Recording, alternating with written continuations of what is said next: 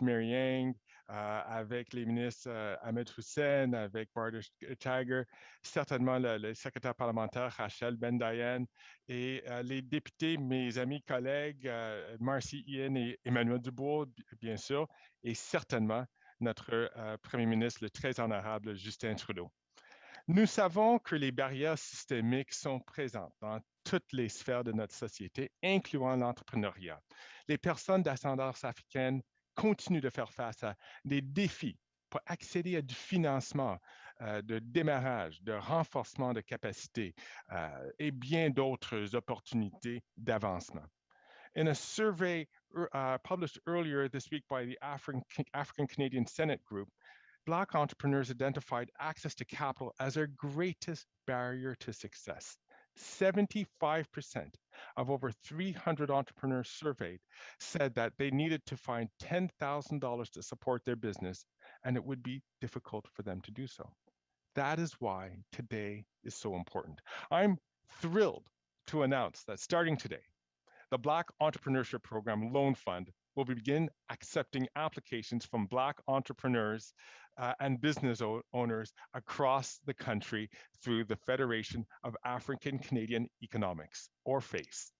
It's incredible to think how far we have come in the last year. Thank you to everyone who is here, who have worked so hard to ensure that Black Entrepreneurship Program is a success and that Black business support organizations who co-developed this fund, financial institutions, and Business Development Canada, they all deserve a hearty round of applause. Now, I will turn to my friend and colleague, Canada's Minister for Small Business, Export Promotion, and International Trade, the Honourable Mary Eng, to share more details. Mary? Well, Greg, thank you so very much for that introduction. And for everyone who doesn't know, it's Greg's birthday. So happy birthday to you. What a great way to celebrate your birthday. And hello, everyone. Thank you for joining us today. Before I begin, I would like to acknowledge that I am joining you from the traditional territory of many nations, including the Mississaugas of the Credit, the Anishinaabe, Haudenosaunee, the Chippewa, the Wendat peoples.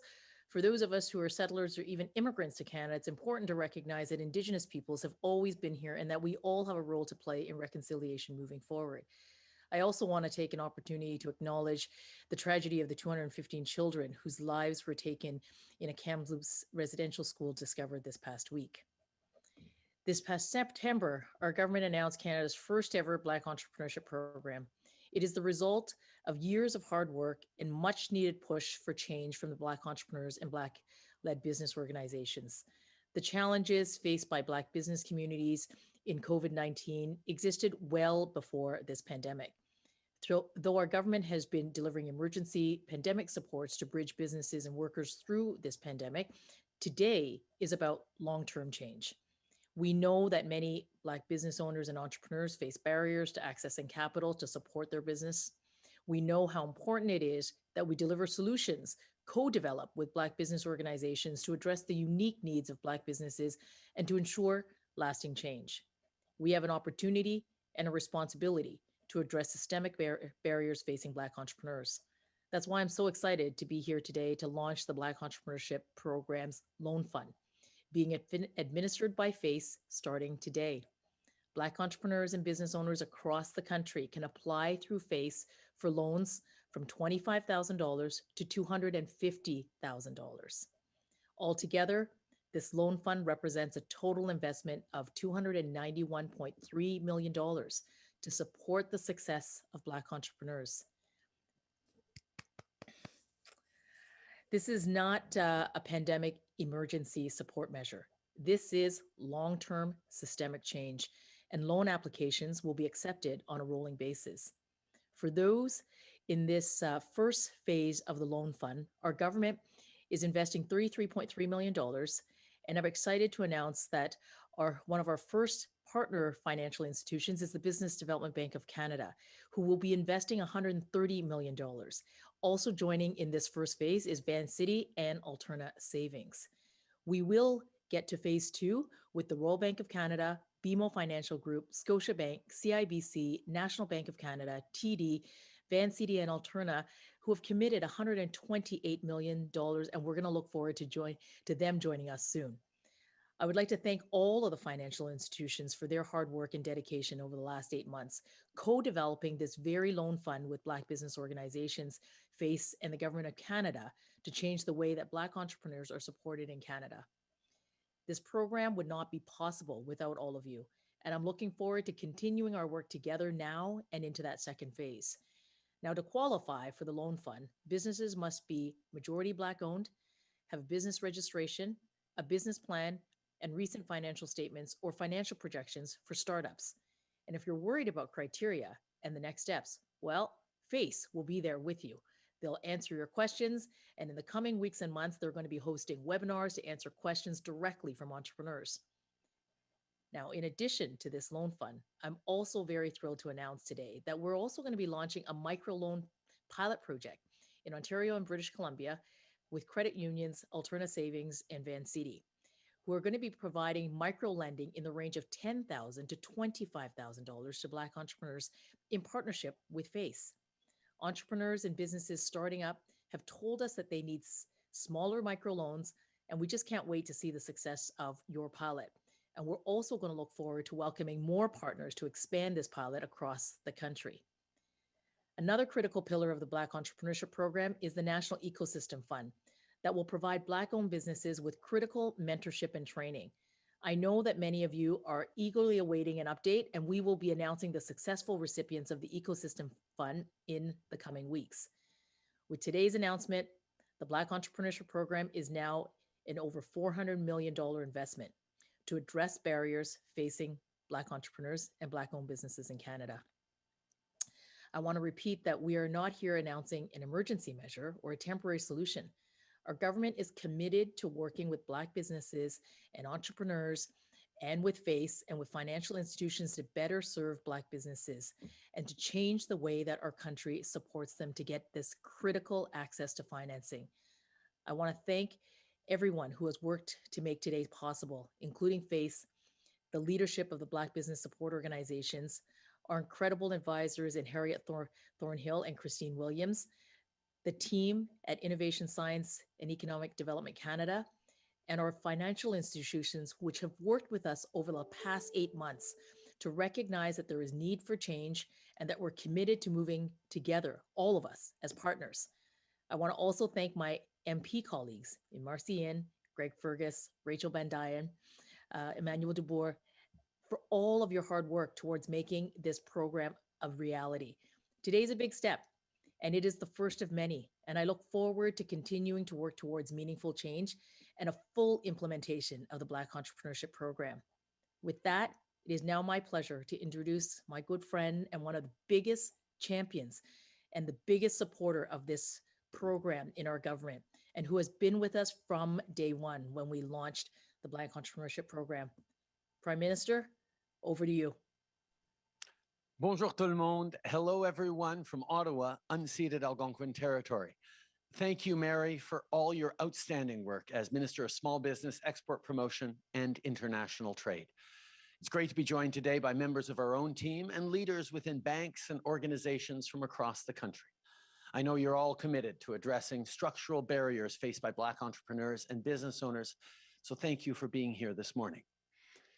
But before I get into why we're here today, I want to talk about the heartbreaking news that 215 children were found buried at the former Kamloops Residential School.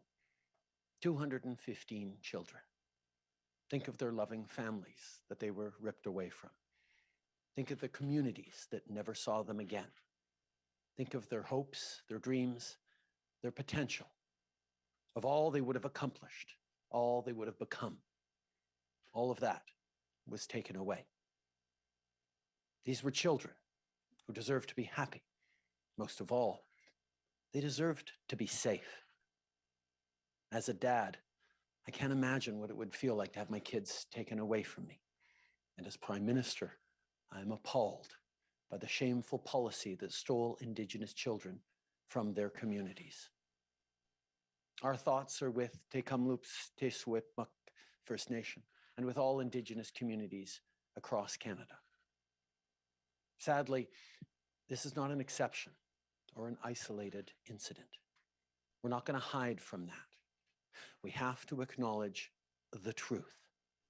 residential schools were a reality, a tragedy that existed here in our country, and we have to own up to it. Kids were taken from their families, returned damaged, or not returned at all with no explanations until this week. People are hurting, and we must be there for survivors. Later this afternoon, I'll be talking directly with Ministers Bennett, Miller, and Vandal, and with all ministers about the next and further things we need to do to support survivors and the community. We promised concrete action, and that's how we'll support survivors, families, and Indigenous peoples.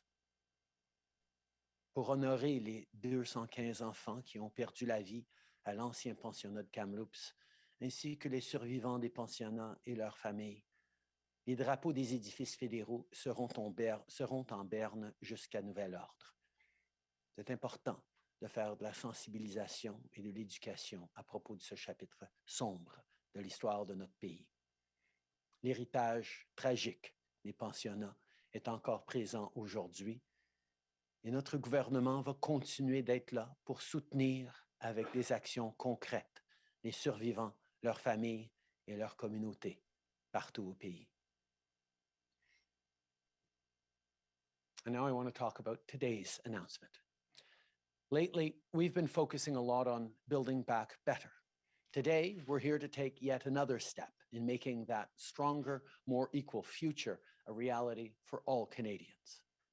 Whether it's the business organizations I met last year with Greg, or people like Fahie, who I spoke with Marci about his growing coffee business, I've seen firsthand how hard you as Black entrepreneurs work and how much you do to create jobs and lift communities up.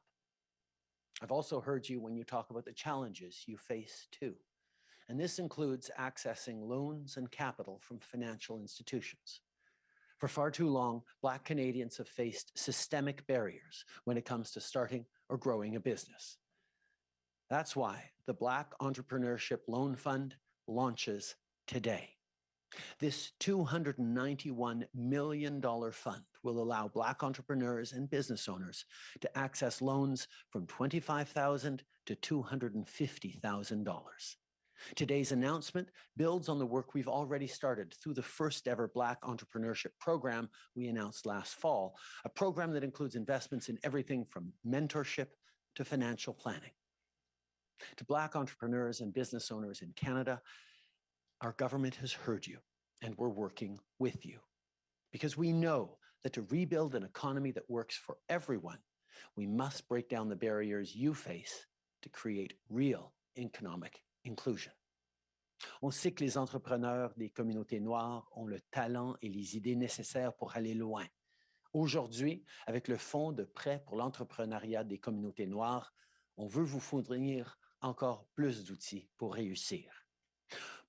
Pour bâtir un pays qui fonctionne pour tout le monde, il faut s'assurer que notre économie soit inclusive. À ce sujet, j'aimerais remercier la Fédération africaine-canadienne de l'économie ainsi que les institutions financières qui travaillent en partenariat avec le gouvernement fédéral pour ce fonds. Avec vous, on va permettre à plus de gens d'avoir une chance égale de faire croître leur entreprise et de réaliser leurs rêves. Already, Black entrepreneurs and business owners contribute so much to our community and our economy. I think of the Black business owners I've met who talk not just about building their own future, but about giving back to those around them. With the right tools and support, these entrepreneurs will be able to create even more good jobs and even more opportunities for people across the country. Supporting Black businesses with long-term solutions is an important step forward to build the Canada we want, with a strong economy where everyone has a real and fair chance at success.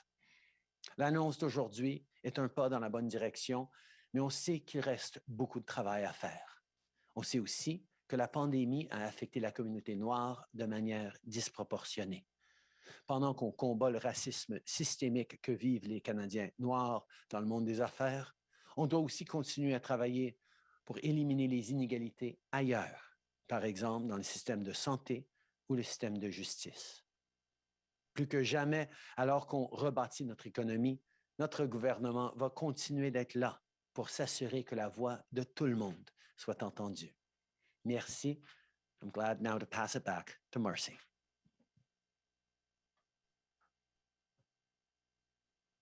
Prime Minister, thank you so very, very much. Minister Ng, thank you.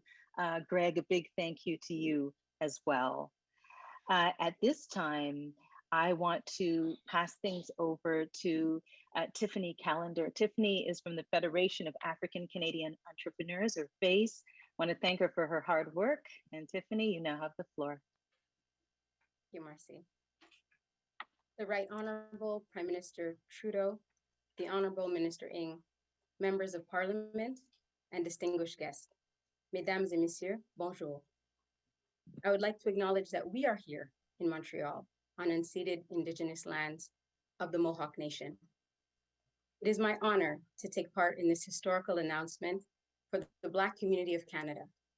Today, my friends, it is an important day that marks the beginning of a new era for Black entrepreneurs.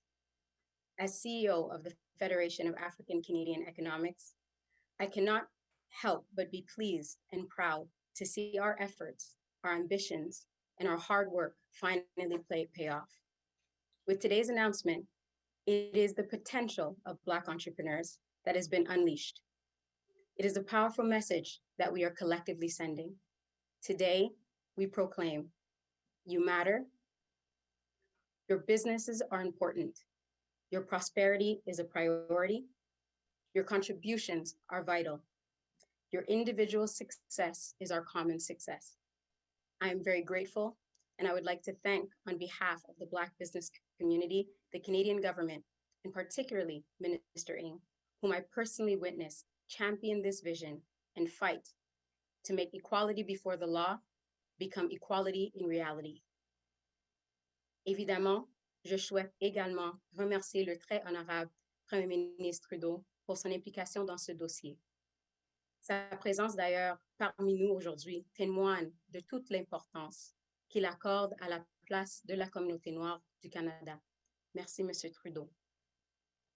L'annonce d'aujourd'hui est le résultat d'un effort commun. C'est la création, il y a déjà 1 an, de la Fédération africaine canadienne de l'économie sous l'impulsion du groupe 3737, de The Black Business and Professional Association, de l'Association de la communauté noire de Côte-des-Neiges, de la Black Business Initiative et du Africa Center.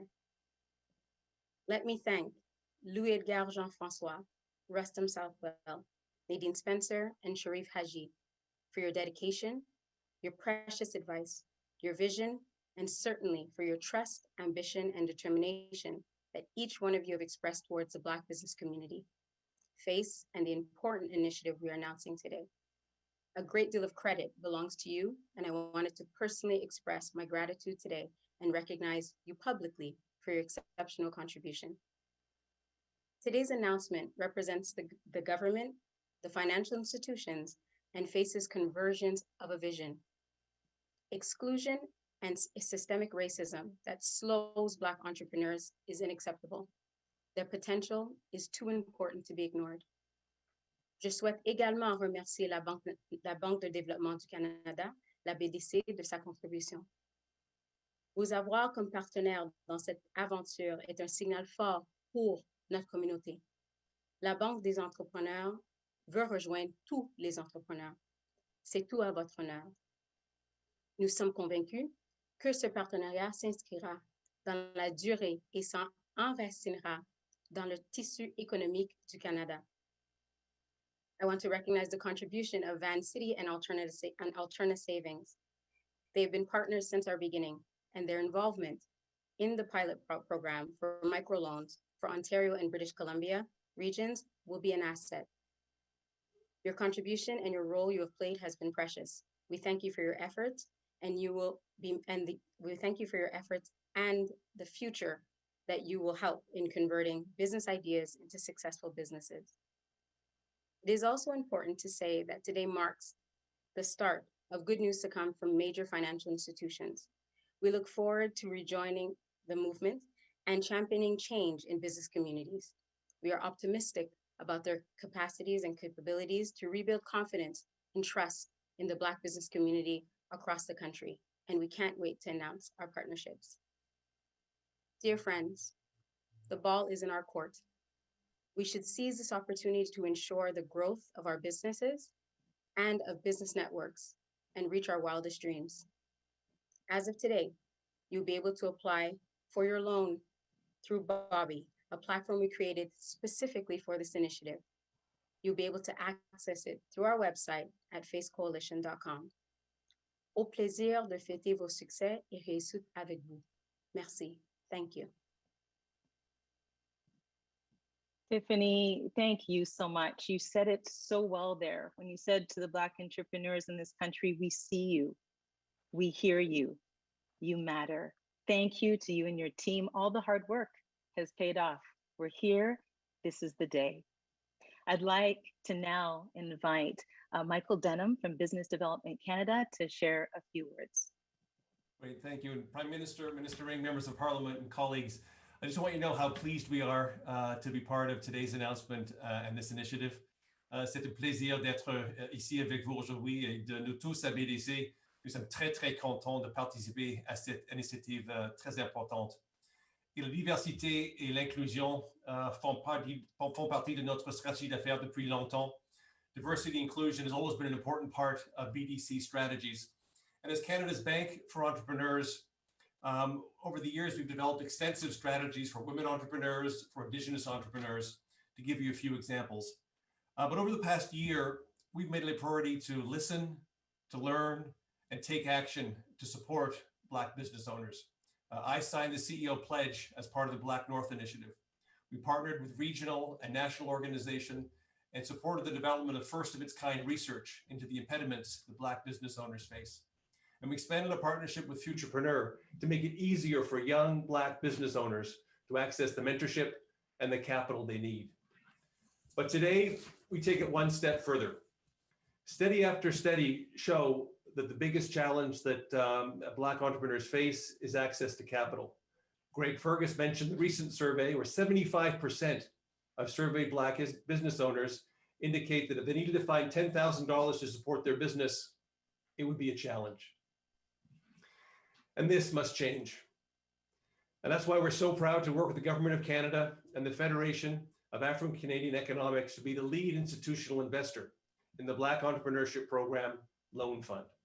We hope the BDC's investment of $130 million today will increase access to capital for Black business owners. And we'll continue to work with all of our partners so that BDC continues to level the playing field and provide the financing and the resources that Black entrepreneurs need.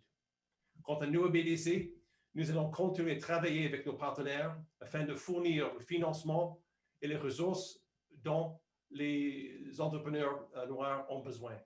Merci et thank you.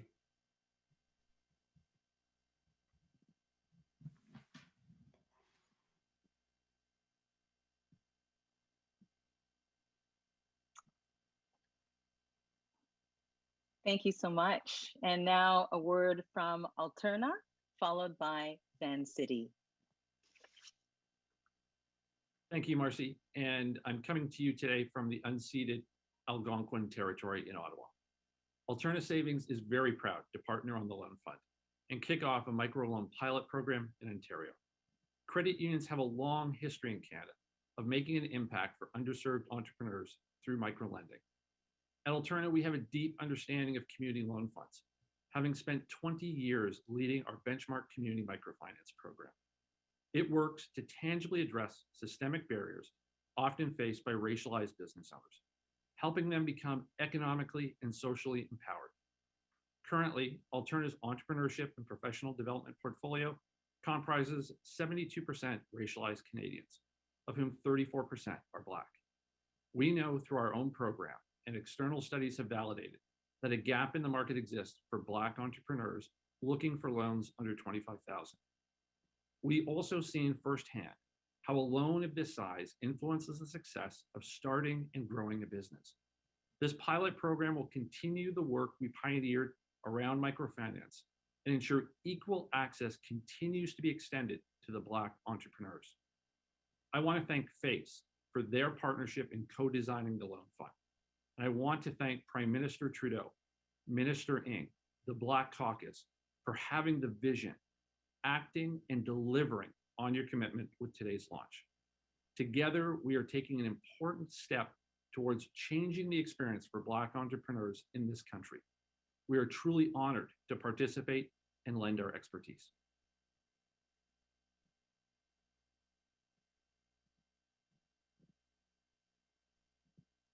Thank you so much, Rob. And now to Vancity and Christine. Christine, you've got the floor. Good morning. Bonjour à tous. Thank you for the introduction, and thank you, Prime Minister and Minister Ng, for bringing us together today. I'm the CEO of Vancity, Canada's largest community-based, values-driven credit union. I'm based in Vancouver and gathering on unceded territories of the Musqueam, Squamish, and Tsleil-Waututh people. I also wanted to take a moment to acknowledge the pain and hurt that so many are feeling at the recent discovery of the remains of the 215 children here in British Columbia at the Kamloops First Nation on the site of the Kamloops Indian Residential School. The trauma experienced as these institutions is not just in the past. Systemic racism continues today because the legacy of these traumatic events are baked into so many Canadian systems, and we need to do more than look back with regret. We need to examine and question the systems that exist today. One of the places where systemic barriers persist in Canada is in the decision around who gets access to capital, who gets approved for a loan, and who is declined. This is one of the most important drivers of equity and fairness in our economy. Why? Because it is the difference between opportunities being made available or not, between a successful business or not, between wealth creation or not. It isn't only what gets financed that matters for our future economy. It is absolutely also who gets financed that matters. And unfortunately, those decisions have traditionally not served everyone in Canada equally. And in fact, as we know, they have served to perpetuate inequity and have undermined the diversity of Canada's entrepreneurs and business leaders. Serving Canadians as a financial institution is a privilege and one that entails a great deal of social responsibility. I believe that financial leaders have a duty to work with others to dismantle the legacy of discrimination that has been perpetuated by the unequal availability of capital across our financial system. And the Black Entrepreneurship Loan Fund is part of this work.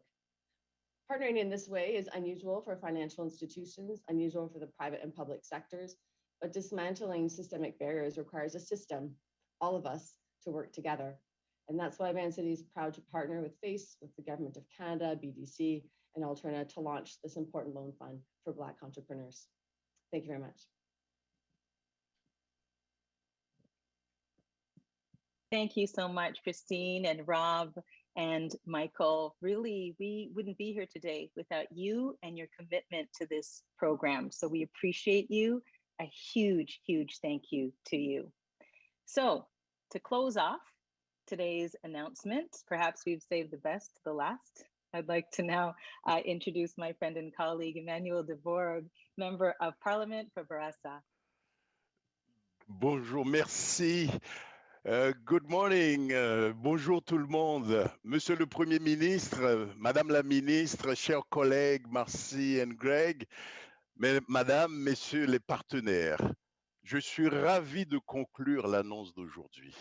Merci d'abord au Premier ministre pour son leadership et je peux confirmer que depuis que je connais Monsieur Trudeau depuis 2007, il a toujours été à nos côtés. Donc, encore une fois, merci.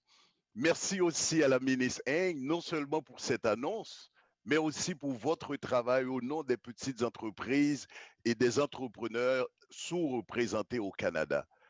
Je tiens également à remercier FACE, la Fédération africaine canadienne de l'économie, pour tout ce que vous avez fait pour contribuer au développement conjoint de ce fonds de prêt afin de mieux servir les Noirs au Canada et pour tout ce que vous ferez dans les mois et les années à venir en tant que porte d'entrée du fonds de prêt pour les entrepreneurs noirs.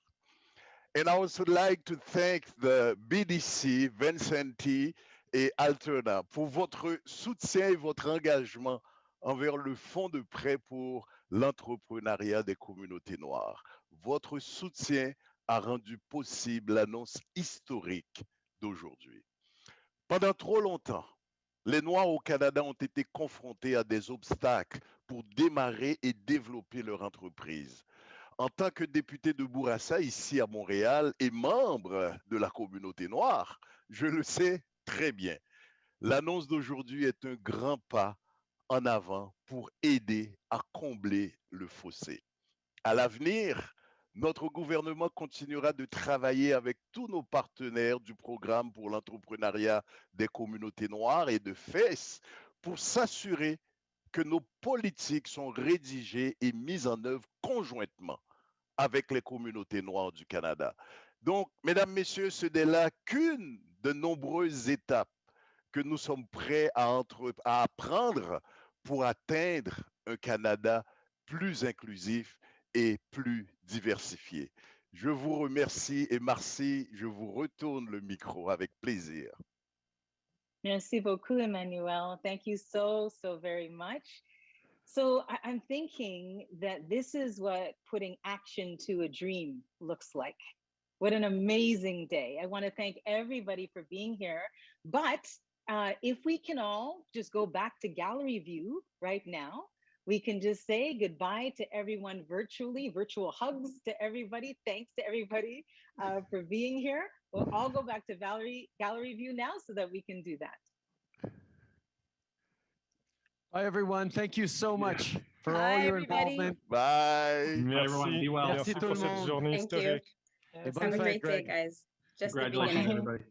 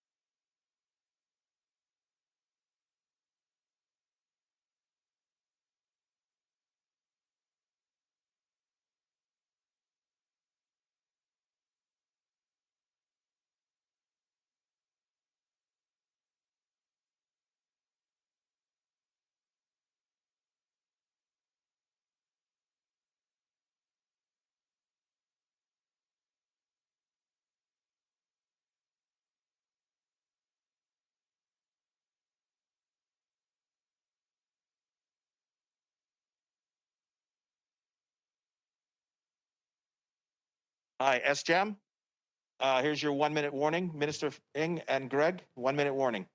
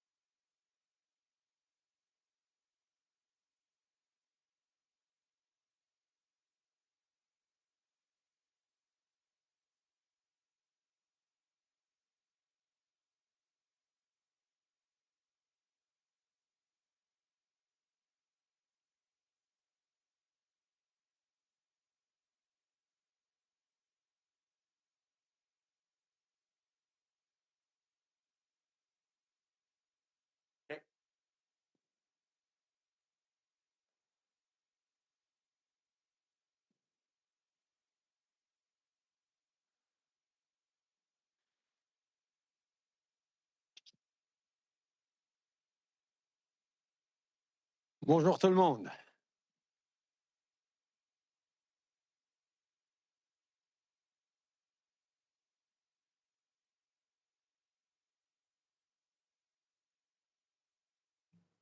Monsieur le Premier ministre, nous sommes prêts à commencer lorsque vous voulez. Oui, non, on est bon à commencer. Thank you. We'll start with questions on the phone for media. Operator, over to you. Thank you, merci. You may press star 1 at this time if you have a question. Vous pouvez appuyer sur étoile 1 si vous avez une question. La première question de Mélanie Marci, La Presse. La parole est à vous. Merci. Bonjour, M. Trudeau. Le NPD demande la tenue d'un débat d'urgence aujourd'hui en Chambre. Est-ce que le Parti libéral va appuyer la requête? Et puis, au niveau gouvernemental, vous venez de promettre ou d'évoquer des actions concrètes. Pouvez-vous être plus concret et précis? D'abord, je pense que tous les Canadiens sont ahuris de voir ces nouvelles sortir de Kamloops. On ne peut pas imaginer 215 enfants qui ont été enlevés de leur famille et à qui leurs familles n'ont en général même pas été informées qu'ils étaient décédés, comme on a vu dans bien des situations, pas seulement à Kamloops, mais à travers le pays. La réalité des écoles résidentielles, c'était ça. Des enfants enlevés de leur famille, de leur communauté, de leur langue, de leur culture, envoyés à des institutions lointaines et s'ils revenaient, ils revenaient souvent avec des blessures profondes, visibles et invisibles. Mais il y en avait beaucoup qui ne revenaient pas. Et leurs familles souvent n'étaient pas informées de où ils étaient ou ce qui s'était passé. Ça fait partie de la vérité que nous devons reconnaître de l'histoire de ce pays, de l'échec épouvantable dans nos relations avec les peuples autochtones dans ce pays. C'est pour ça la Commission de la vérité et la réconciliation a mis de l'avant des recommandations, des mesures importantes pour reconnaître la vérité en tant que Canadien et pour réparer et rebâtir ces relations basées sur le respect, sur le partenariat, sur la garde partagée de ce pays extraordinaire, de ce territoire extraordinaire. Oui, j'espère qu'on va avoir des débats, incluant des débats d'urgence. Et oui, il y aura encore des actions concrètes pour les familles, pour les survivants, pour les communautés autochtones. Ça fait 6 ans qu'on travaille fort sur la réconciliation, mais aussi qu'il reste encore énormément à faire et on va continuer de le faire. Suivi, hein? Oui, bien, quand vous parlez d'actions concrètes, qu'est-ce que vous voulez dire exactement? Puis est-ce que c'est spécifiquement pour cette communauté-là à Kamloops qui a été affectée? Effectivement, il va falloir avoir des actions concrètes pour ces communautés-là.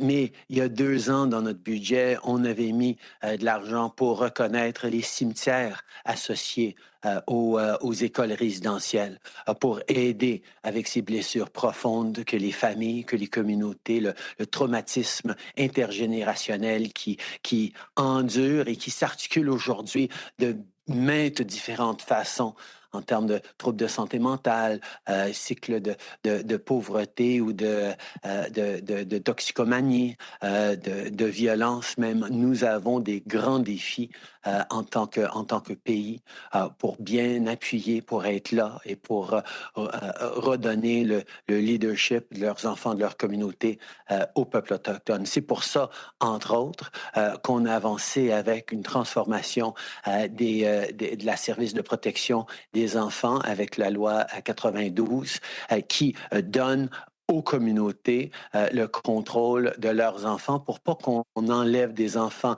même aujourd'hui, de leur communauté quand ils sont dans des situations difficiles, mais qu'on fasse confiance pour travailler avec la communauté pour pas que les enfants soient enlevés de leur langue, de leur culture. C'est des mesures que nous avions prises, mais évidemment, ça va en prendre d'autres. Et je sais que ces derniers jours ont été un peu un éveil pour beaucoup de Canadiens non autochtones qui, oui, connaissaient qu'il y avait des écoles résidentielles, mais ne comprenaient pas à quel point c'était horrifique, cette réalité que vivaient des enfants autochtones et leurs familles et leurs communautés. Merci. Prochaine question, Robert. The next question is from Dylan Robertson from the Winnipeg Free Press. Please go ahead. Prime Minister, certain First Nations want federal funding to undertake research and excavation of residential school burial sites across Canada. Will you pay for this? I think that is an important part of discovering the truth. We have, as I said, already put money forward a few budgets ago on initiatives around residential school cemeteries. There is obviously more to do, and I think there will be more that we will do. We have committed as a government to be there for reconciliation, but also to be there for truth, and that is an important step. So yes, we will be there to work with communities on the things they need and on the things we all need to know. Follow-up, Dylan? And Prime Minister, advocates say that Ottawa needs to lead a standardized process to ensure that evidence is properly gathered at mass graves, not just cemeteries, instead of leaving that up to a patchwork province approach. Have you tasked any federal departments to start coming up with standards? I know that Ministers Miller, Minister Bennett, and Minister Van Daal are deeply engaged in this issue, and we are looking for how we can support Indigenous communities in their grief and in their requests for answers. I know there will be many, many discussions to be had in the coming days and weeks about how we can best support these communities and get to the truth. I think the proposal around a standardized approach makes a lot of sense, but of course, we will work with the provinces and territories to make sure that we're all doing the right thing. Thank you. Next question, operator. The next question is from Annie Bergeron Oliver from CTV National News. Please go ahead. Hi, Prime Minister. Thank you for taking my question. I just want to follow up on what my colleague Dylan said. Will you commit to helping Indigenous communities conduct an examination and investigation of every former residential school site? We are committed to reconciliation. We are committed to truth. We are committed to being there to help Indigenous communities understand the past and move forward into the future the right way. And as they make requests, as there is a need for discovering more, we will continue to be there.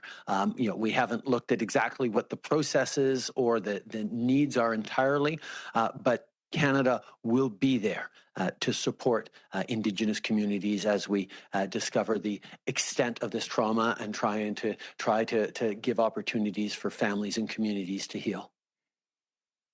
Follow-up? And as my follow-up, yes, you say that there is more to do. What specifically are you talking about when you say there is more for the government to do? And I know you have that meeting today with Minister Bennett and Minister Miller. What are your focus priorities going to be for that meeting on how you can help immediately and in the long term?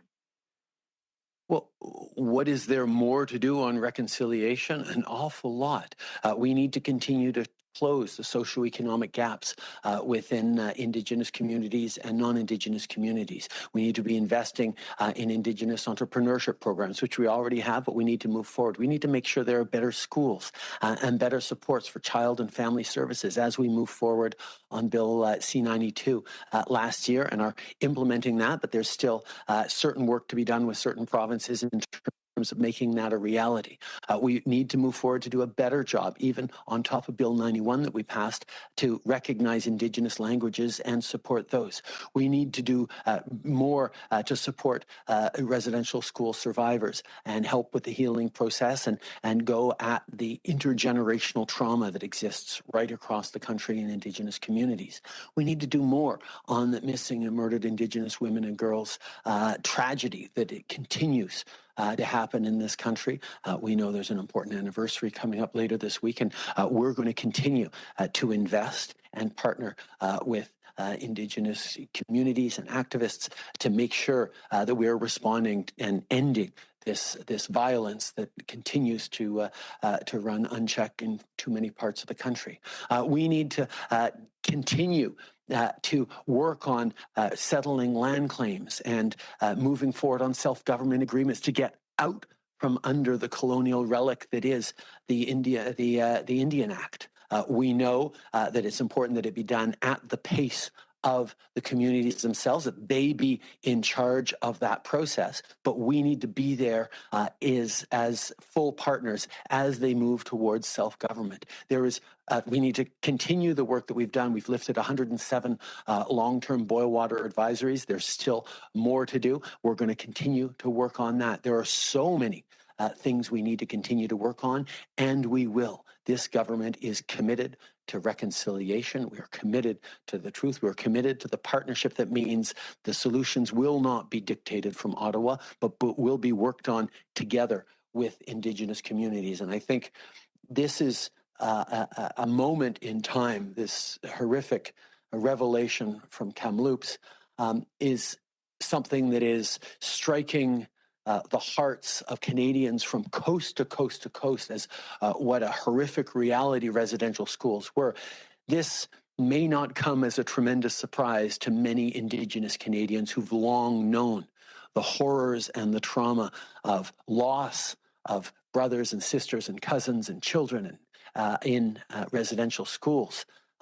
But Canadians may not, non-Indigenous Canadians may not have understood the depth of the trauma for those families, for the family members who survived, for those who came through and watched their schoolmates disappear without a trace. These are the things that Canada is waking up to this week, and it's a difficult and hard awakening, but it is one that we need to take as a responsibility to move forward even stronger on reconciliation.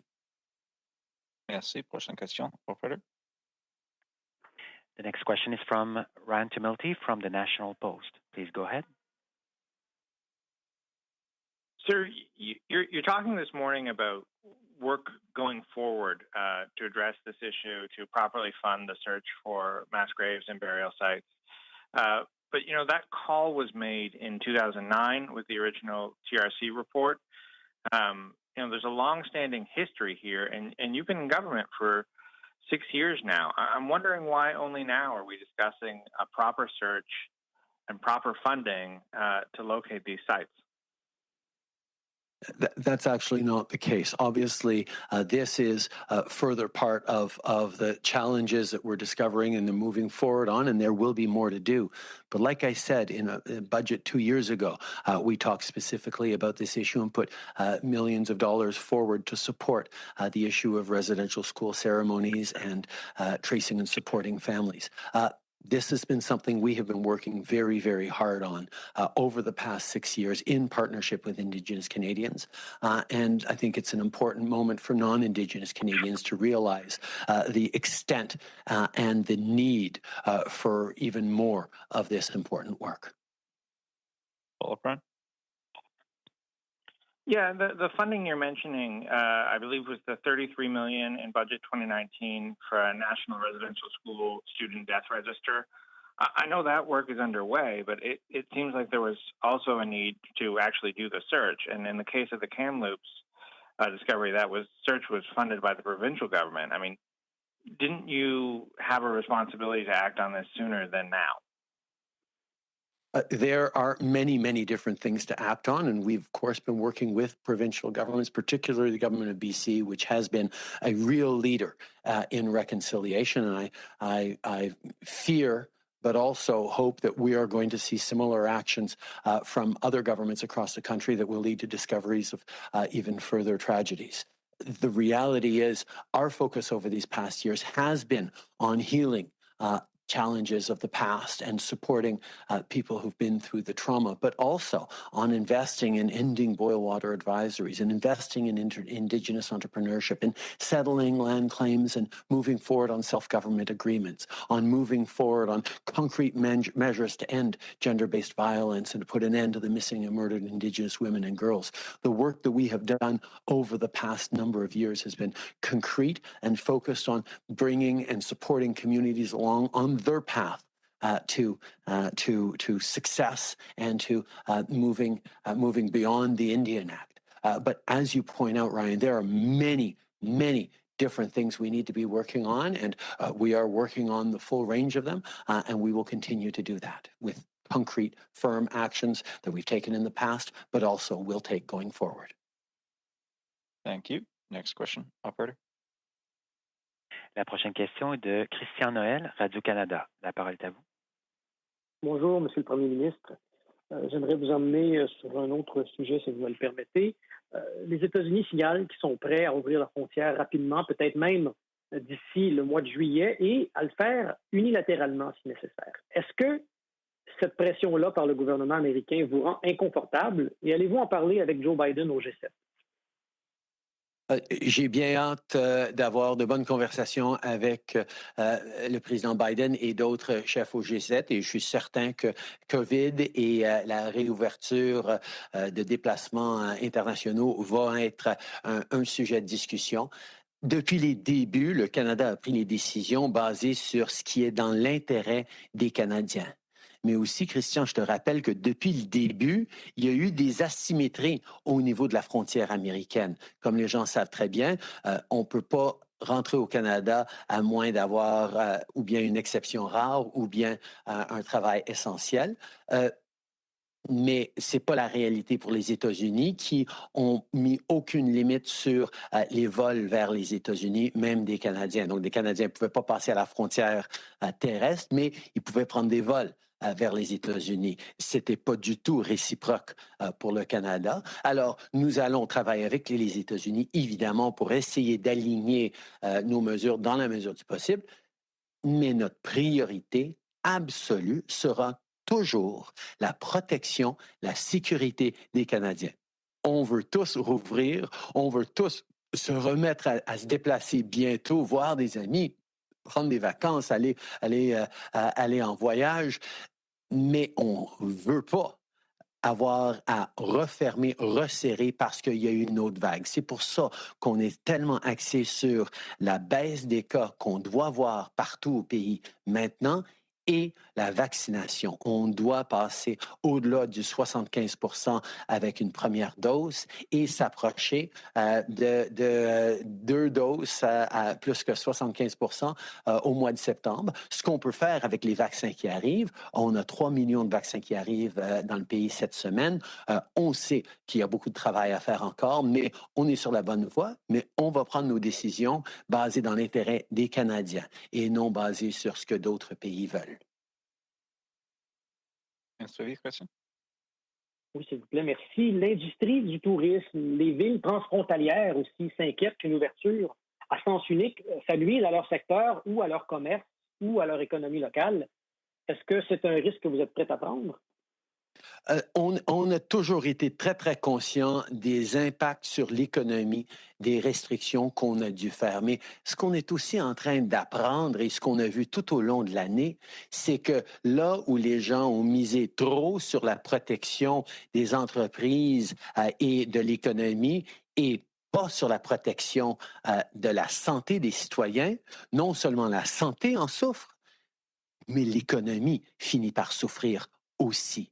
La meilleure façon d'assurer une économie forte pendant qu'on traverse, et surtout une fois qu'on aura fini avec cette pandémie, c'est de s'assurer que le contrôle des cas et le contrôle des virus soit maximal. C'est exactement pour ça on fait très attention, et les provinces à travers le pays, en général, font très attention de rouvrir de façon graduelle et attentionnée pour s'assurer justement que, oui, c'est sûr qu'il y a des entreprises qui aimeraient ça ouvrir demain, mais si c'est pour ouvrir demain pour devoir refermer dans 3 semaines, ça va être bien pire que d'attendre encore un petit peu avant de rouvrir et de pouvoir rouvrir pour le bon.